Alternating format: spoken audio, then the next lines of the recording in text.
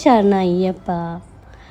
അങ്ങനെ വൃശ്ചികം 1 രാവിലെ തന്നെ അമ്പലത്തിൽ പോയി നന്നായിട്ട് തൊഴുതിറങ്ങിയപ്പോൾ ദേ നിൽക്കുന്നു ഒത്തിരി മുക്കൂറ്റികൾ.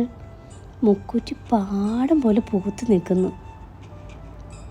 അപ്പോഴാണ് ഞാൻ ഓർത്തത്, നാളെ ബ്രഹ്മമുഹൂർത്ത ദീപം തെളിയിക്കാൻ മുക്കൂറ്റി ഉപയോഗിച്ചാലോ എന്ന്. ദേവിക്ക് പുഷ്പങ്ങൾ സമർപ്പിക്കാൻ കൊണ്ടുവന്ന കൊട്ട എൻ്റെ കയ്യിലുണ്ടായിരുന്നേ.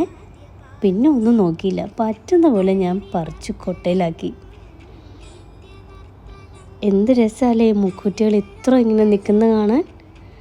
ഞാൻ ഫസ്റ്റ് ടൈമാണ് ഇത്രയും മുക്കൂറ്റികൾ ഒരുമിച്ചിങ്ങനെ നിൽക്കുന്നത് കാണുന്നത്. നല്ല രസമല്ലേ.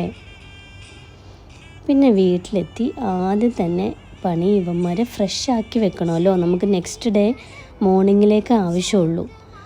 അപ്പം ഇങ്ങനെ ഒരു പാത്രത്തിൽ വെള്ളം എടുത്തിട്ട് ഓരോരോ മുക്കൂറ്റിയുടെ വേര് മാത്രമായിട്ട് ഇങ്ങനെ ഇറക്കി വെക്കണം. അപ്പോൾ അവർ നല്ല ഫ്രഷായിട്ടിരുന്നോളും, ഒരു പ്രശ്നം ഉണ്ടാവില്ല. നമുക്ക് ദിവസം മുഴുവൻ കാണാൻ നല്ല രസമായിരിക്കും. നാളെ രാവിലെ ആകുമ്പോൾ ബ്രഹ്മമുഹൂർത്ത ദീപത്തിന് നന്നായിട്ട് ഡെക്കറേറ്റ് ചെയ്ത് വെക്കുകയും ചെയ്യാം. ഞാൻ ബ്രഹ്മമുഹൂർത്ത ദീപം തെളിയിക്കുന്നത് ഗണപതിയുടെ ഒരു കുഞ്ഞു വിഗ്രഹത്തിൻ്റെ മുമ്പിലായിട്ടാണ്.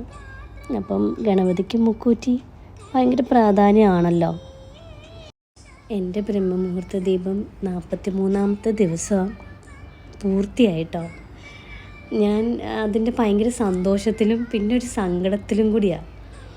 അതായത് 48 ദിവസത്തെയാണ് ദീപം തെളിയിക്കാമെന്ന് വിചാരിച്ചത് മനസ്സിൽ.